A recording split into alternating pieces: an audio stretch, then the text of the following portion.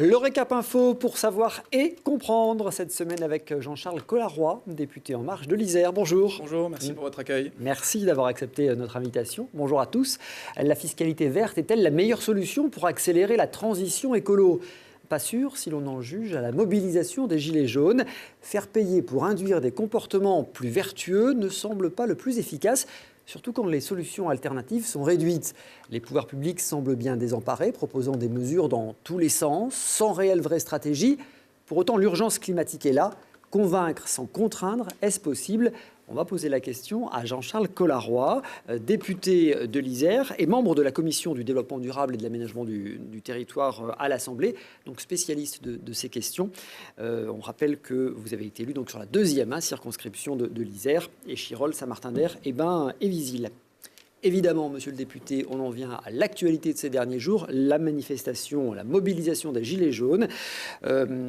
300 000 personnes le week-end dernier mobilisées un peu partout en France. D'abord contre la hausse des prix des carburants, puis plus généralement contre le poids de la fiscalité. D'abord, est-ce que vous sentez cette colère ? Est-ce qu'on vous la témoigne dans la rue, dans votre permanence ? Oui, bien sûr. D'abord, moi, je veux dire que le bilan est lourd. Il faut quand même le rappeler. 2 morts, plusieurs centaines de blessés parmi les manifestants, des dizaines de blessés aussi parmi les forces de l'ordre. Et ce bilan, il doit d'abord nous appeler à la vigilance. Et puis moi, je veux témoigner effectivement mon soutien, ma solidarité aux victimes et aux familles des victimes tout d'abord. Ensuite, c'est une préoccupation, parce qu'on voit qu'à certains endroits, le mouvement peut se radicaliser. Et j'essaye de faire, moi, la différence entre des personnes parfois violentes qui mettent la pression aussi sur d'autres qui souhaitent circuler, et puis aussi un grand nombre de nos concitoyens qui sont effectivement solidaires du mouvement et qui expriment une colère qu'il faut être capable d'entendre. Et c'est pour ça que moi, je souhaite qu'on soit dans une position d'écoute, effectivement bien entendre ce qui se dit, ce qui se passe, voir comment va se dérouler la manifestation de samedi, et qu'on soit capable aussi de réagir et d'être force de proposition. Voilà, je précise, je le rappelle à chaque fois, nous enregistrons le vendredi après-midi, donc effectivement, on ne connaît pas l'ampleur de cette seconde manifestation de ce week-end. En tout cas, monsieur le député, ce n'est pas très courant. On a vu de nombreuses manifestations un peu partout, notamment dans les zones rurales, dans les petites communes périurbaines, on va dire. Qui souffrent, c'est les gens qui souffrent de manque d'infrastructures de transport, qui donc ont besoin de leur voiture. Enfin, vous le dites, il faut l'entendre. Oui, vous avez raison, cette préoccupation, elle dépasse finalement la thématique première des carburants.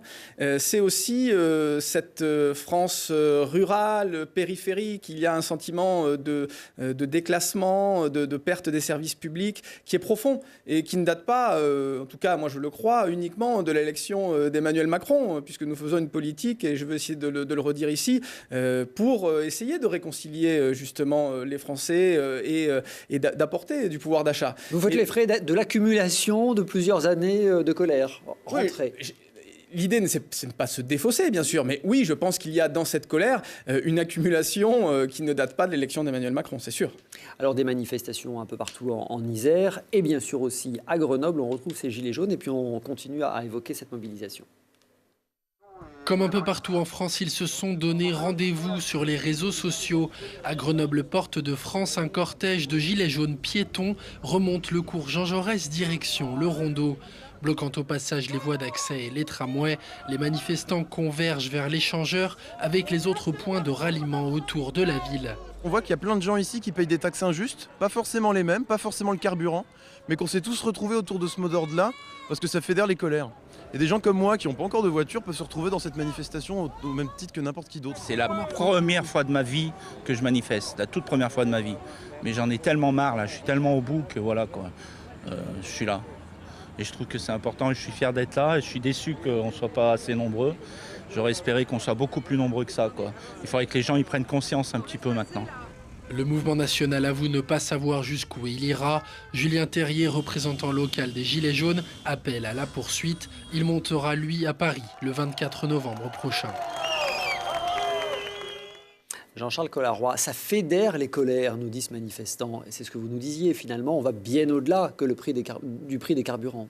Oui, c'est sûr. Et c'est pour ça qu'il faut qu'on soit capable d'apporter une réponse globale. Et je pense que le président de la République, mardi prochain, dans son grand discours, à l'occasion de la présentation de la feuille de route pluriannuelle de l'énergie de la France, apportera aussi une réponse.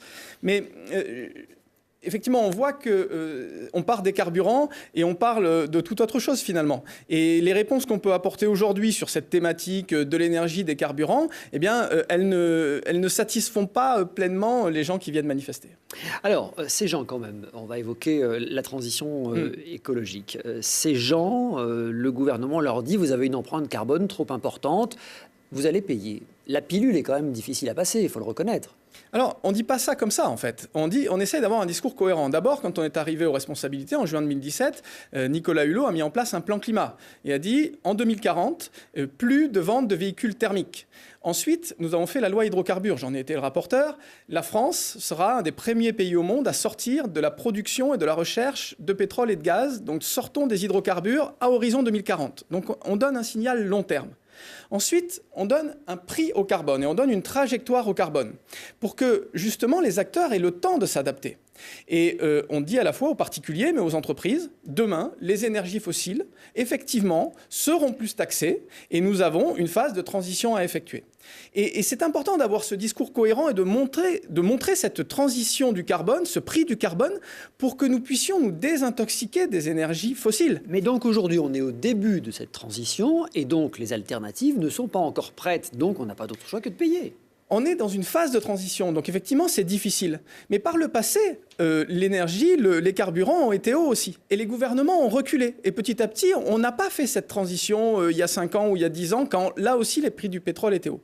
Là, nous avons décidé d'être cohérents, d'essayer de tenir dans cette trajectoire carbone pour réellement sortir de la dépendance au pétrole. Mais nous avons des mesures d'accompagnement et d'incitation. Quand nous renforçons la prime à la conversion, que nous mettons 4 000 € pour essayer d'acheter un véhicule moins polluant, que ce soit essence, même diesel, neuf, moins polluant, ou véhicule électrique, ce sont des mesures incitatives fortes. Quand nous décidons, le Premier ministre l'annonce, pour les 4 millions de Français qui ont une cuve au fioul, de les aider à 30% et même à hauteur de 50% pour certains à faire cette transition de la cuve au fioul vers une chaudière gaz ou vers une chaudière performante, eh bien, nous aidons à faire cette transition. Et puis, nous avons aussi des dispositifs pour accompagner les ménages les plus modestes. C'est le chèque énergie. 4 millions de Français qui recevaient environ 120 €, nous avons décidé de le généraliser. Et 150 € revalorisés à 150 € cette année, 200 € l'an prochain et étendu à 6 millions de Français. Mais toutes ce sont des annonces fortes. Toutes ces mesures, monsieur le député, elles sont sous réserve de ressources, de revenus. Oui, mais on parle de 6 millions de ménages qui peuvent en bénéficier. Les non imposables. 4 millions, c'était les non imposables, et là on l'étend à des ménages modestes qui sont au-dessus du seuil des non imposables. Sauf qu'il y a des tas de ménages qui effectivement sont imposables, très légèrement imposables, mais qui n'auront pas accès ou qui peut-être n'auront pas accès à ces mesures. Et eux, ils crient à la justice. Oui, bien sûr, mais pour ceux qui sont obligés de prendre leur véhicule, par exemple, pour aller travailler, nous avons décidé de revaloriser les indemnités kilométriques qui sont données par les employeurs. Et là, pour ceux qui ont des véhicules de petite cylindrée, il ne s'agit pas de subventionner les gros véhicules, 7 chevaux, les SUV, mais pour ceux qui ont des véhicules de petite cylindrée et qui sont obligés de prendre leur véhicule pour faire des kilomètres et pour aller au travail, nous allons revaloriser les indemnités kilométriques domicile-travail. Alors ce week-end, une nouvelle vague de mobilisation est annoncée. Le président Macron semble avoir fait un pas en arrière ou entendu en tout cas la grogne. Vous le disiez mardi, il annoncera de nouvelles mesures pour rendre acceptable, ce sont les propres termes de l'Élysée, pour rendre acceptable la transition écologique. Nous avons reçu le message des citoyens, dit l'Élysée. Il faut que la transition soit juste, équitable et démocratique. Encore une fois, ce sont les termes officiels. Est-ce que jusqu'à maintenant, les annonces qui ont été faites étaient injustes, inéquitables et non démocratiques ? Non, je crois qu'il faut entendre les manifestations, il faut entendre la colère qui est exprimée. On est allé trop loin, on n'a pas assez expliqué, c'est ce que j'entends. Et essayer d'y apporter des réponses. Rappelez aussi la cohérence. Nous avons décidé effectivement de mettre une trajectoire carbone, donc de taxer les activités polluantes, mais de faire aussi des baisses de charges et de redonner du pouvoir d'achat aux Français en baissant la fiscalité sur le travail et en supprimant progressivement la taxe d'habitation. Il faut rappeler que c'est la cohérence de cette politique. Certes, il y a une augmentation d'1,5 milliard à 2 milliards des taxes taxe sur les activités polluantes, mais en 2019, nous baissons aussi la fiscalité sur le travail de 6 milliards d'euros. La suppression de la taxe d'habitation, c'est plusieurs millions de Français qui ont vu baisser cette taxe d'un tiers. Tous les actifs du secteur privé ont eu une augmentation de leur salaire au mois de novembre. Quand nous revalorisons le minimum vieillesse, quand nous faisons dans le projet de loi de finances de la sécurité sociale le reste à charge zéro pour qu'à la fin de ce quinquennat, les soins auditifs, dentaires puissent être revalorisés, nous faisons des actions pour les plus modestes. Vous savez que cet argument, il a du mal à passer parce que finalement, les Français, ils ont l'impression qu'on leur prend dans une poche et puis qu'on leur rend dans l'autre poche. Donc ils disent à quoi ça sert vraiment. Évidemment, il y a toujours cette suspicion de prendre un peu plus que ce qu'on rend. Oui, mais je redonne les chiffres. La taxe sur les activités polluantes, les carburants, c'est 1,5 à 2 milliards d'euros. Les mesures de revalorisation et de suppression de la taxe d'habitation, c'est 6 milliards d'euros que nous rendons aux Français. On va reparler de fiscalité. Un mot quand même sur le fond. Cette semaine, après la première mobilisation des Gilets jaunes, le Premier ministre a tensé un petit peu les députés En Marche en leur disant « Sur le terrain, vous n'avez pas suffisamment défendu la réforme. J'attends de vous que vous soyez un peu plus à l'offensive. » Bon, j'entends ça. Moi, je trouve qu'on a été présent. J'ai été présent moi-même dans les médias. On est présent aussi pour expliquer avec nos concitoyens, tous ceux qui veulent dialoguer. À notre permanence aussi, on le fait. Maintenant, c'est sûr qu'on peut faire encore plus et toujours mieux dans l'explication, dans les mesures que l'on prend, les détailler, les expliquer. Et puis aussi écouter. Voilà. Parce qu'en fait, là, quand il y a une colère qui s'exprime, je me rends compte qu'on peut dire beaucoup de choses, expliquer. Il est surtout urgent d'écouter ce qui se dit, d'entendre le ras-le-bol et de voir comment prendre les meilleures mesures. Et puis, il faut être capable aussi de prendre la main tendue. Parce que, certes, le Premier ministre nous a peut-être fait ce reproche, mais moi, je lui dis aussi qu'il faut que nous soyons capables de prendre la main tendue qui nous est faite qui nous est donnée par les syndicats, les corps intermédiaires. Laurent Berger, assez rapidement, a appelé à une grande conférence sociale. Eh bien, moi, je suis pour que nous saisissions ce message et que nous fassions, avec les syndicats, une grande conférence autour du social, de l'environnemental. Parce qu'il n'y a rien de pire que d'opposer, effectivement, la lutte contre les changements climatiques, les préoccupations environnementales, avec des préoccupations sociales. Parce qu'en fait, quand on lutte contre les changements climatiques, eh bien, c'est normalement du gagnant-gagnant. C'est-à-dire que c'est d'une part créateur d'emplois, mais en plus, on le fait pour les générations futures et aussi pour notre santé. On est tous d'accord avec ça, oui, avec l'objectif. Sauf que quand on a du mal à boucler ses fins de mois, évidemment, la préoccupation de la planète, elle passe après la nécessité de payer ses factures. Bien sûr, bien sûr. Mais c'est pour ça que cette conférence sociale et environnementale, elle va essayer de résoudre cette équation et de ne pas opposer les urgences sociales et les préoccupations environnementales. Mardi, le président de la République va annoncer quel type de mesures ? Écoutez, c'est le président qui va les annoncer, donc je ne vais pas les dévoiler là. Quelques grandes pistes. Moi, je pense que... ça va être des nouvelles primes, des nouvelles incitations ? Peut-être qu'on peut aller encore plus loin dans les mesures incitatives.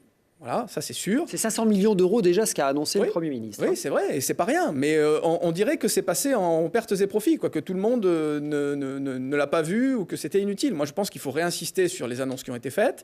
Il faut être capable d'aller plus loin de façon ciblée. Il faut qu'on reste cohérent par rapport à notre politique. Moi, je ne suis pas pour qu'on revienne en arrière et qu'on fasse, par exemple, une TIPP flottante, ou, voilà, qui fait que cette transition, encore une fois, on va reculer. Et on va laisser aux générations futures le fait de faire cette transition, mais là, ils n'auront plus le choix. Vous êtes contre la TIPP flottante, vous étiez plutôt assez hostile au chèque énergie, oui, on peut le dire. Mais oui, parce qu'en fait, c'est subventionner les énergies dont on veut se débarrasser. Et finalement, quand on reste dans cette dépendance, eh bien, cette crise pétrolière, elle interviendra dans 2 ans, elle réinterviendra dans 5 ans. Donc cette transition, elle est difficile à faire. Il faut qu'on accompagne les gens qui sont modestes, vulnérables, qui sont dans des impasses, mais il faut que nous la fassions. La TIPP, c'est la taxe intérieure sur les produits pétroliers, qui est maintenant la TICPE précisément. Une taxe qui rapporte 37 milliards. 37 milliards par an. Seuls 7 milliards sont réellement fléchés vers la transition écologique. Est-ce que ce n'est pas difficile finalement à entendre pour le contribuable ? Alors, le budget du ministère de la Transition écologique et solidaire, c'est 35 milliards d'euros. Et il a été revalorisé de plus 1 milliard cette année. Après, il y a des fléchages particuliers sur certaines activités, c'est les fléchages dont vous parlez. Mais il faut rappeler que moi, je ne suis pas pour un fléchage total du budget de la France.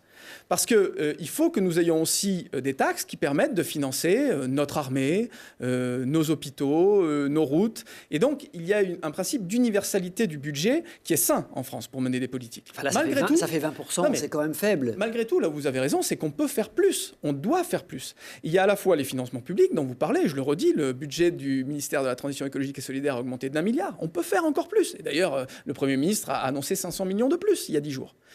Mais aussi, on peut aider à financer des principes privés. Les certificats d'économie d'énergie, par exemple, ce n'est pas du financement public, ce sont des obligations données aux grands acteurs de l'énergie. Ça ne transite pas par du financement public et ça permet de financer la transition énergétique. Les collectivités territoriales font aussi et il faut plus les accompagner. Disons que ça a du mal à passer parce qu'on a essayé de faire passer la pilule en expliquant aux gens que que ce que l'État récupérerait en plus sur les taxes liées au carburant serait reversé à la transition écologique. Non, l'équation, elle n'est pas, ce n'est pas égal. Voilà, c'est pas à l'euro. Non, c'est pas à l'euro. Mais je l'ai dit aussi parce que ça permet de financer d'autres services dont nous avons besoin. Et ça, je l'assume. Mais nous faisons plus d'ores et déjà, et nous pouvons faire encore plus. Nous l'entendons. Vous avez entendu le retour médiatique de Nicolas Hulot jeudi soir sur France 2. Il faut un accompagnement social digne de ce nom pour faire passer la transition, pour promouvoir la transition écologique. C'est ce qu'a dit le ministre démissionnaire. Bien sûr, on peut être d'accord. Et j'ai donné des mesures quand on supprime la taxe d'habitation qui est un impôt injuste pour beaucoup de nos concitoyens. Eh bien, on redonne du pouvoir d'achat. Quand on redonne en supprimant des charges sur les salaires du pouvoir d'achat à l'ensemble des actifs, on revalorise le travail. Quand on augmente le minimum vieillesse, c'est ce que nous faisons. Nous pouvons aller plus loin, mais là où j'aurais aimé entendre Nicolas Hulot, effectivement, et je peux être d'accord avec lui, c'est sur les pistes. Qu'est-ce qu'on peut faire de plus? Et c'est pour ça que je pense que le président va annoncer mardi cette conférence sociale, environnementale, où là, on va identifier des pistes pour aider à l'accompagnement et pour renforcer nos mesures incitatives sur la transition et d'accompagnement sur les salaires et le pouvoir d'achat. Pour conclure sur la fiscalité, moi j'ai vu une pétition que lance l'UFC Que Choisir. C'est quand même pas, c'est plutôt sérieux l'UFC Que Choisir. Une pétition qui s'intitule Fiscalité stop à l'alibi écologique. L'UFC Que Choisir nous explique qu'une famille en 2019 paiera en moyenne 360 € de taxes environnementales prélevées par l'État. Or, les moyens pour accompagner au quotidien les Français et les territoires en faveur de solutions économes et vertueuses pour l'environnement, eux, ne progressent pas. Ils progressent, mais pas assez, pas suffisamment, donc on peut être d'accord avec ça. Et après, moi, je ne veux pas être démagogique. La fiscalité environnementale, le signal prix, c'est un bon outil pour donner une inflexion, commencer une transition, faire changer les comportements. On sait que le signal prix est très utile. Ce n'est pas la seule façon, mais nous devons rester cohérents par rapport à ça. Parce que si nous reculons, si nous recommençons à subventionner les produits pétroliers, nous allons passer cette crise et nous remettrons la transition à dans plusieurs années. J'entends bien, il faut entendre, mais il faut assumer. Je crois que c'est ce que nous essayons de faire, de rester cohérents. Alors précisément, on va essayer de changer de comportement, d'avoir pourquoi pas des véhicules plus vertueux, moins polluants, et c'est le véhicule électrique qu'on nous vend à longueur d'interview. C'est l'alternative au moteur à explosion classique, au diesel. Ces voitures électriques, elles sont chères. Oui. 24 000 €. Mais c'est pour ça que dans la prime à la conversion que nous avons faite, d'abord 2 000 €, puis ça a été étendu à 4 000 € par les annonces du Premier ministre. Nous l'avons ouvert aux véhicules d'occasion, afin qu'effectivement les Français les plus modestes qui n'ont pas les moyens de s'acheter un véhicule neuf puissent accéder au marché de l'occasion. Donc aujourd'hui, on peut faire cette transition vers des véhicules électriques. Et effectivement, une occasion électrique, on peut en trouver à 9 000 – 10 000 €. Donc ça fait encore un gap, vous avez raison, entre le 4 000 et le 10 000 €. C'est aussi pour ça qu'on permet d'acheter des véhicules essence récents ou même des véhicules diesel récents. Parce qu'eux polluent beaucoup moins que des véhicules anciens. Et cette transition, elle est utile. Parce que je le rappelle quand même, la pollution de l'air, c'est environ 50 000 décès chaque année. Et bien sûr, le véhicule n'est pas la seule cause. Et moi, je suis tout à fait contre l'expression « le diesel tue ». Parce que c'est stigmatiser les gens qui roulent au diesel, et c'est pas l'idée. C'est de dire, effectivement, si on peut sortir de ce carburant progressivement, même par des diesels plus récents, faisons-le.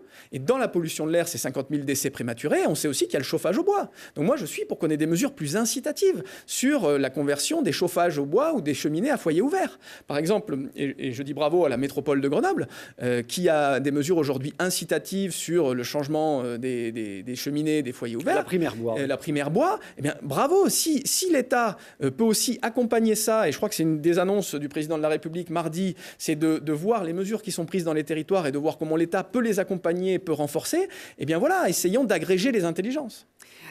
Ces voitures électriques, j'y reviens, pardon, mais elles sont chères à l'achat, elles sont chères ensuite à l'entretien. Les batteries sont particulièrement, la location des batteries est aussi assez chère. Il y a des problèmes techniques pour le temps de recharge, hein. Il n'y a pas suffisamment de bornes, c'est assez long à recharger. Et puis finalement, ces voitures électriques, c'est des voitures nucléaires.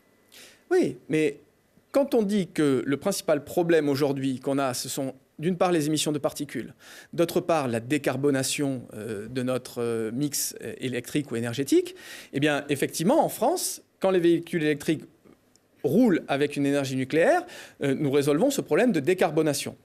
Maintenant, là où je vous rejoins, c'est que si on veut faire cette transition vers les véhicules électriques, et nous sommes dans cette phase de transition qui n'est pas évidente, je le conçois, il faut que nous soyons encore plus ambitieux sur la création d'un grand réseau de bornes. J'étais au Salon des maires et je discutais avec des grands industriels de l'énergie qui gagnent aussi des appels d'offres européens, et l'Europe peut nous aider pour développer des bornes sur les autoroutes en France. Parce qu'effectivement, si on achète un véhicule électrique mais qu'on ne peut pas s'en servir le week-end, eh bien ce sont des freins.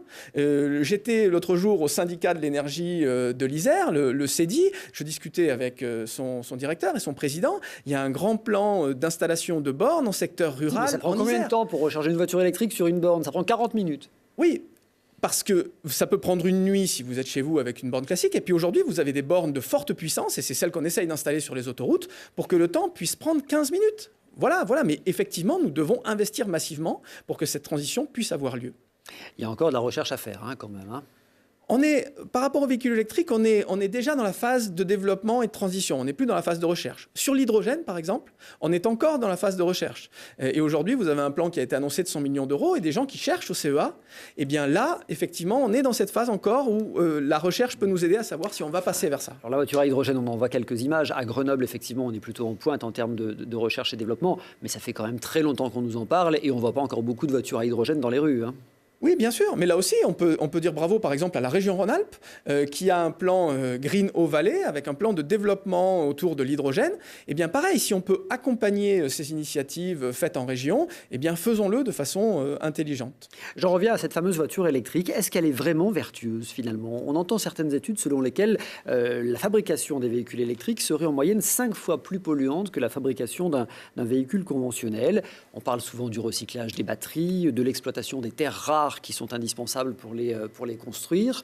Est-ce que c'est vraiment vertueux, un véhicule électrique? Est-ce qu'on est sûr de ça? Est-ce que dans 20 ans, vous ne reviendrez pas sur ce plateau pour nous dire, aujourd'hui, comme vous nous le dites, pour le diesel, on a trop incité le véhicule électrique, il faut faire marche arrière? Écoutez, moi, je vois des études contradictoires, effectivement, mais je vois aussi la majorité des études qui sont faites qui expliquent que le véhicule électrique est globalement vertueux sur l'ensemble de sa durée de vie. Et j'ai parlé aussi du problème des particules fines.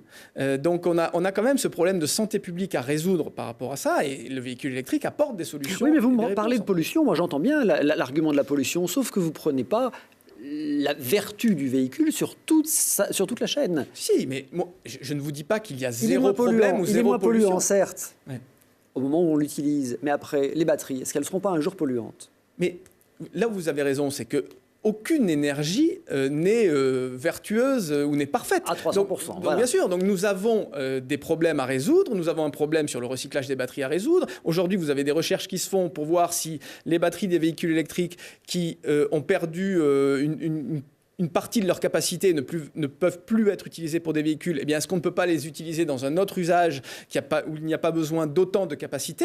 Toutes ces recherches, elles sont en cours, mais il faut quand même assumer cette transition. Aujourd'hui, c'est le chemin vers lequel nous allons. Nous avons en France cette chance d'avoir une énergie, une électricité qui est décarbonée.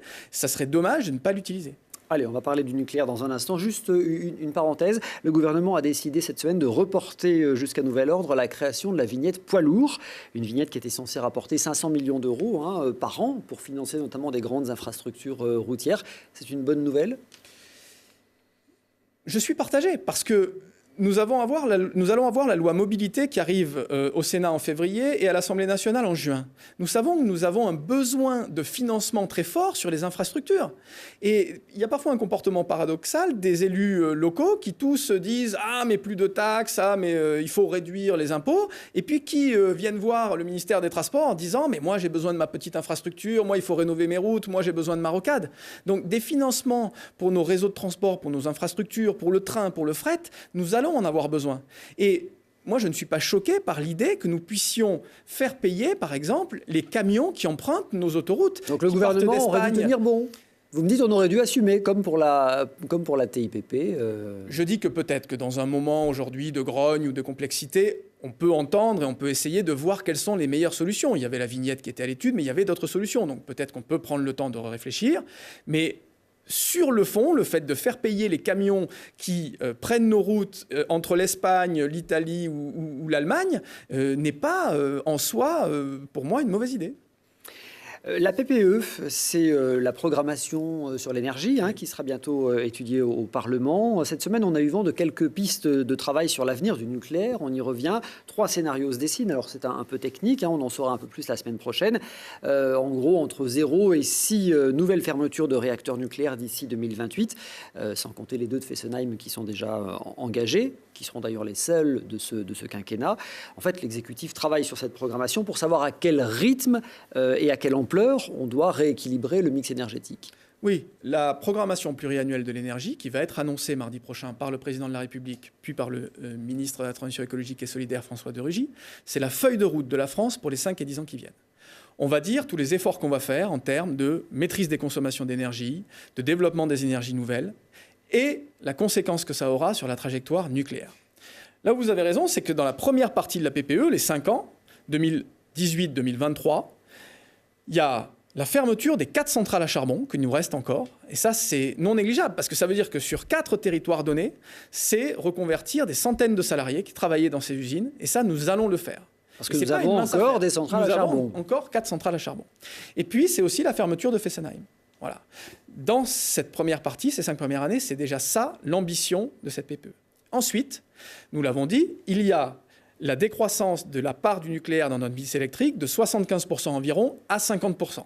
Ça avait été décidé par nos prédécesseurs dans la loi de transition énergétique pour une croissance verte de 2015 et l'objectif était 2025. Sauf que quasiment rien n'avait été fait, aucun moyen n'avait été mis, donc un objectif intenable. C'était la promesse d'Emmanuel Macron, il le savait, il a été ministre de l'économie, il connaissait quand même ce dossier. Oui, on peut le voir comme ça, mais c'était surtout que dans le précédent quinquennat, finalement, les forces politiques ont pris l'accord entre les forces de gauche, les forces écologiques, et peu de moyens ont été mis pour y arriver. Nous prenons la décision de prendre plus de temps pour effectuer cette transition et d'essayer de le faire de façon crédible, en mettant les moyens.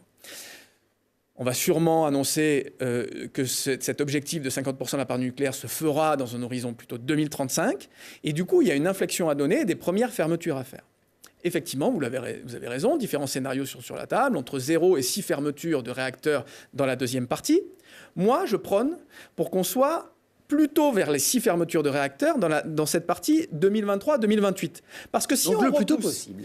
Oui, parce que si on repousse trop la fermeture des réacteurs 2029-2035, si on dit qu'il faut fermer 14 réacteurs à peu près pour arriver à 50%, et qu'on met 12 fermetures de réacteurs sur les 7 dernières années, moi je pense qu'on va manquer de crédibilité. Parce que fermer des réacteurs, c'est pareil, faire des reconversions sur des territoires. Sauf que voilà, il faut l'anticiper. Voilà, mais c'est tout l'objet de la feuille de route énergétique de la France qui va être annoncée mardi prochain. Comment est-ce qu'on peut envisager un tel plan au rythme où vont les investissements sur les énergies renouvelables, qui sont toujours à la traîne ?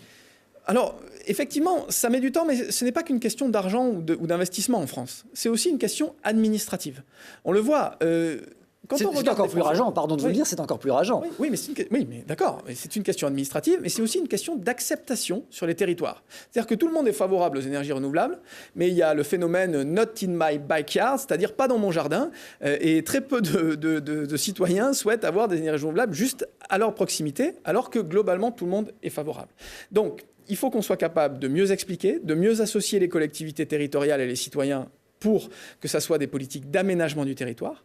Et sur le plan administratif, par exemple, dans la loi ESSOC, qui était pour simplifier la relation des citoyens avec l'administration, eh bien, nous avons pris des mesures pour essayer de réduire les recours sur ces énergies et pour faire que, quand on veut développer un champ éolien, par exemple, en France, on met 10 à 12 ans avant que les premières éoliennes sortent.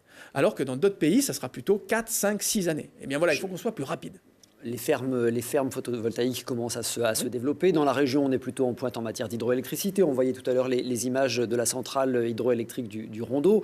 Je veux dire, c'est ce genre de choses aussi qu'il faut savoir développer et qui sont plus facilement acceptées. Pourtant, ça prend aussi des années. Oui, ça prend des années. Sur le potentiel hydroélectrique, il y a beaucoup d'investissements à faire pour moderniser. On ne trouvera pas énormément de gisements supplémentaires. On a déjà bien exploité en France ce qu'on pouvait faire, mais en revanche, on peut moderniser nos centrales pour essayer, avec des investissements, de renforcer l'hydroélectricité, mais qui est déjà la première source d'énergie nouvelle. Aujourd'hui, le potentiel de développement sur lequel on doit axer pour arriver à 50% de nucléaire et 50% d'autres énergies, c'est majoritairement l'éolien, offshore en particulier, l'éolien flottant aussi, qui est une filière les hydroliennes, émergente. Par exemple. On a reçu ici des entreprises qui ont mis au point des hydroliennes qui fonctionnent parfaitement. Oui, vous avez raison. Mais aujourd'hui, il faut regarder, est-ce que ça permet de fournir énormément d'énergie ou ce sont des petits projets? Pour l'instant, on en est plutôt sur des petits projets d'hydroliennes. Il faut les faire. Mais sur les grands projets, ça va être autour du solaire photovoltaïque et de l'éolien offshore. Sur ces questions, le Parlement sera au cœur du débat. C'est un décret, une loi programmatique qui sera prise? Eh bien voilà, c'est tout l'enjeu aussi, c'est que la programmation pluriannuelle de l'énergie, tous les 5 ans, tous les 10 ans, c'est un décret. Et c'est là où moi, en tant que parlementaire, avec d'autres, on a co-signé une tribune à 100 députés pour qu'en fait, ce ne soit pas un décret pris par le gouvernement, sans débat au Parlement, mais qu'on ait une grande loi tous les 5 ans. Vous avez été entendu? Oui, j'espère, en tout cas. Alors, pas pour cette fois-ci, parce que c'était un peu tard, mais nous souhaitons que pour les prochaines fois, dans les 5 prochaines années, nous puissions avoir un grand débat au Parlement et un grand débat citoyen, finalement. Donc c'est pas dans mon jardin finalement, c'est pas sous ce mandat-là, c'est exactement le principe des éoliennes en fait, c'est oui c'est une très bonne idée mais pour le mandat suivant. Oui mais vous savez, oui mais la programmation pluriannuelle de l'énergie c'est tous les 5 et 10 ans. Oui. Donc, voilà. et dans ce mandat il y aura des lois sur l'énergie, hein, je vous l'assure. Allez, Emmanuel Macron face à la colère des maires cette semaine, une véritable opération de séduction à l'Élysée du chef de l'État. Il avait promis de retourner voir les maires dans leur grand congrès annuel, il a préféré en recevoir 2000 à l'Élysée mercredi dernier, avec une vraie volonté de recréer du lien, de retisser le lien. Il y a une rupture entre les élus locaux et l'Élysée? Je ne sais pas dire si ce sentiment est généralisé. Oui, il y a quelques élus locaux qui sont remontés. Il y a des associations qui les représentent qui sont aussi dans un rapport de force politique. Il ne faut pas quand même être naïf et il faut voir ça. On a effectivement des forces de droite ou de gauche qui essayent de mener un rapport de force. Et puis après, il y a des maires effectivement qui expriment un sentiment de lassitude parce qu'ils sont l'échelon le plus proche de nos concitoyens, ils les côtoient tous les jours, ils sont un réceptacle aussi d'inquiétude. Il y a eu des modernisations ou des modifications qui ont été faites aussi sur le transfert de responsabilités qui peuvent être faits aux métropoles. Et donc, beaucoup de changements dans les dernières années qui ont pu effectivement inquiéter ou fatiguer certains maires. Sur la territorialisation, le chef de l'État a dit qu'il y a des intercommunalités tellement grandes que c'en est ubuesque et il n'a pas exclu de revoir la loi qui organise le territoire. Il a surtout dit, je crois, que dans ce quinquennat, il n'y aurait pas de nouvelles modifications et que des profondes modifications avaient été faites par le passé et qu'il faut déjà absorber et digérer cela.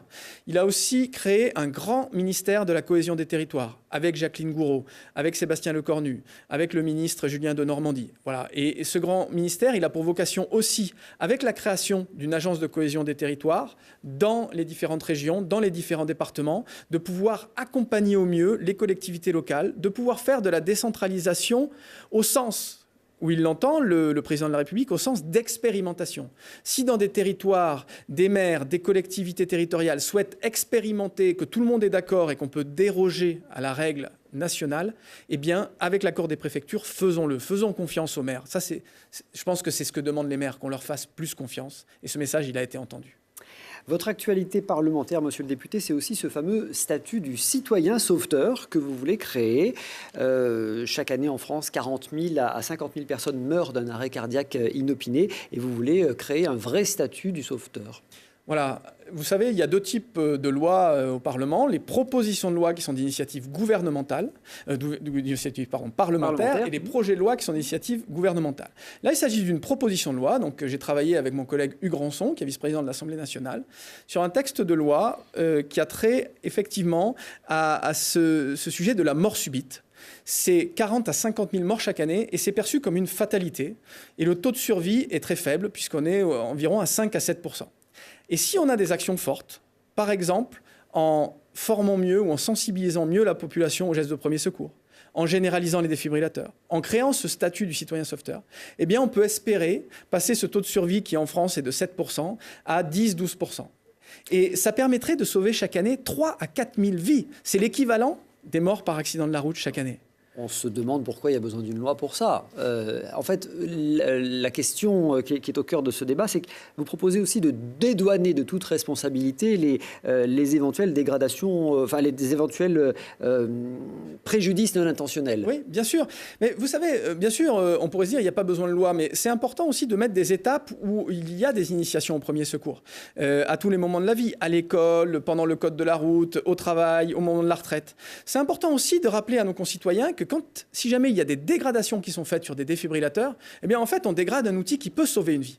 Et puis toutes les associations qu'on a rencontrées nous disaient voilà, quand les gens viennent se former, viennent se sensibiliser, il y a toujours cette peur d'intervenir ou est-ce que je vais mal faire ? Le seul risque qu'il y a à intervenir sur quelqu'un qui fait un arrêt cardio-respiratoire, qui s'effondre dans la rue, c'est de sauver une vie. Et ce statut de citoyen sauveteur, il est là pour le rappeler. Parce qu'en France, les secours mettent 10 à 13 minutes à arriver. Et dans ces 10 à 13 minutes, ça va être le proche, le voisin, le citoyen, le collègue de travail qui peut intervenir. 10% de chances de survie en moins à chaque minute qui passe. Si nous intervenons, nous pouvons sauver des vies. Allez, on suivra de près cette proposition de loi que vous faites et qui sera sans doute étudiée en début d'année prochaine. On va suivre ça. Un mot sur les municipales. Vous êtes élu d'opposition à Saint-Martin-d'Air. En Marche a clairement annoncé son intention de faire basculer la métropole, donc en gagnant des grandes communes, notamment Saint-Martin-d'Air. C'est vous qui serez tête de liste dans un an et demi ? En fait, aujourd'hui, la question ne se pose pas. C'est celle que je vous pose. Oui, mais elle ne se pose pas. Parce qu'en fait, aujourd'hui, on n'est pas en train de réfléchir à nos candidats. On réfléchit à notre projet. Et donc, on travaille. Et bien sûr, là où vous avez raison, c'est qu'à Saint-Martin-d'Air, deuxième ville du département, et Chirol, troisième ville du département, qui sont des villes dirigées par une alliance communiste depuis des dizaines d'années, eh bien, En Marche, avec des alliés, que ça puisse être la société civile ou des mouvements divers gauche, divers droite, écologistes, eh bien, on va essayer de se rassembler, de se réunir et de proposer une offre alternative. Le fameux rassemblement. Oui, tout le monde sera rassemblé. J'ai l'impression que c'est un slogan qu'on va beaucoup entendre. Sauf que nous y travaillons aujourd'hui. Nous nous rencontrons, nous menons des projets, nous écoutons avec Georges Oudjaoudi à Saint-Martin-d'Air. Bien sûr, vous pourriez faire une liste commune. Vous pourriez faire une liste commune. Rien n'est exclu. On s'entend bien. Vous savez, on se connaît bien. On a fait campagne déjà lors des dernières élections. Donc moi, j'ai aucun problème à échanger, à discuter. Mais c'est pourquoi faire. L'important, c'est le projet. Et aujourd'hui, c'est sur ça qu'on travaille. La semaine dernière, le maire communiste David Queiroz de Saint-Martin-d'Air était à votre place. Il nous a confirmé qu'il serait sans doute candidat au municipal. Et il a évoqué la place d'En Marche dans ce scrutin. Je ne sais pas s'il y a de la place pour En Marche. On verra de quelle manière il se présente et qui sera la tête de liste. En revanche, moi, je ne les lâcherai pas d'un point de vue. C'est que ils ne peuvent pas être crédibles devant les Martinérois lorsqu'ils défendent la baisse des APL, quand ils défendent la suppression de l'impôt sur la fortune, enfin voilà, tout ce qui concourt à l'accroissement des inégalités sociales. Je vois mal comment ils pourraient dire aux Martinérois, ce qu'on n'arrive pas à régler au niveau national, on va le régler au niveau municipal. C'est complètement incohérent et en tout cas, je ne les lâcherai pas de ce point de vue. Abdelaziz Ghazmi présente son mouvement comme un mouvement de gauche démocratique et progressiste. Vous avez l'impression que c'est la politique qui est menée par le président de la République ? Je ne sais pas s'il arrive à se convaincre lui-même de ce qu'il est en train de dire, mais bon, ça le regarde et on verra comment réagissent les électeurs en temps voulu. La politique libérale d'Emmanuel Macron risque de vous coller aux chaussures comme un sparadrap dans cette campagne municipale, non ? Vous savez, la campagne municipale est en 2020. Nous faisons une politique, et moi je l'assume, pour relancer l'attractivité de la France. Quand je regardais un reportage au journal de France 2 qui disait que l'attractivité de la France est passée de 25% à 75% vis-à-vis des investisseurs étrangers, c'est fondamental. Parce que notre objectif, c'est vraiment de relancer l'emploi, de résoudre ce problème de chômage qui est récurrent, rémanent dans notre pays. Et donc, nous prenons ça à bras-le-corps, nous faisons des réformes d'envergure, qui changent effectivement, qui modifient le quotidien des Français. Mais notre objectif, c'est d'avoir des résultats. Il faut bien sûr plusieurs mois, et aujourd'hui, les résultats, ils ne sont pas encore là, ils sont émergents. Mais je fais le pari que fin 2019, début 2020, les résultats seront là, le chômage va baisser, et nous pourrons nous revendiquer de ces résultats. Sur la baisse des APL, si le maire de Saint-Martin-d'Hères, David Queyros, avait l'honnêteté intellectuelle de rappeler que nous avons fait aussi une grande réforme du logement social, que sur les étudiants, par exemple, nous avons supprimé l'adhésion obligatoire à la sécurité sociale étudiante, est-ce que c'est un gain de pouvoir d'achat de plus de 150 € pour les étudiants. Alors on parle des 5 € de baisse des APL et on oublie de parler de ce gain de pouvoir d'achat. Pour pouvoir être cohérent, il faut aussi être juste dans ses critiques. Moi, je suis prêt à entendre les critiques. Nous pouvons progresser, mais à condition qu'elles soient justes. Merci Jean-Charles Collaroy d'avoir été l'invité du Récap Info. Merci à tous de votre fidélité. Rendez-vous la semaine prochaine avec un nouvel invité. Retrouvez-nous tout de suite avec monsieur le député sur Internet, sur les réseaux sociaux pour le supplément, le bonus du Récap Info. À tout de suite.